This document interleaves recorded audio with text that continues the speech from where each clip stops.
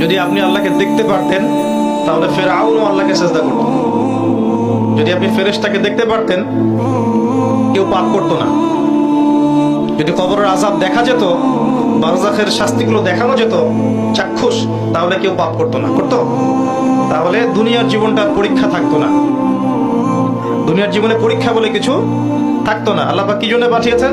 লিনাবলুয়াকুম আইয়ুকুম আহসানু আমালা। আল্লাহ পাক দেখতে চান এই 50, 60, 70, 80, 100 বছরের জীবন দিয়ে যে তোমাদের মধ্যে আমলে কে শ্রেষ্ঠ, এটা আল্লাহ পাক দেখতে চান। আর এটা পরীক্ষা থাকতো না যদি গায়েবের বিষয়গুলো আমরা দেখতে পারতাম। দাজ্জাল কি আসলে? সে তো একটা ব্যক্তি হবে, কিন্তু দেখেন ওর সিস্টেম কিন্তু অলরেডি ডেভেলপ করে ফেলছে। সে কি প্রত্যেকটা জায়গায় পায়ে হেঁটে হেঁটে গিয়ে শাসন করবে? আপনাদের তাই মনে হয়? সে প্রত্যেকটা জায়গায় তার এজেন্টদেরকে বসাবে।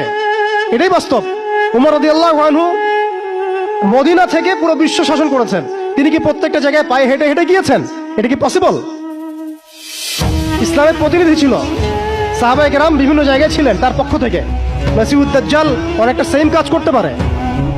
দেখুন, খেয়াল করে সে তার অনুসারীদেরকে সব জায়গায় বসিয়ে দিয়েছে, সবাই তার ভাষায় কথা বলছে।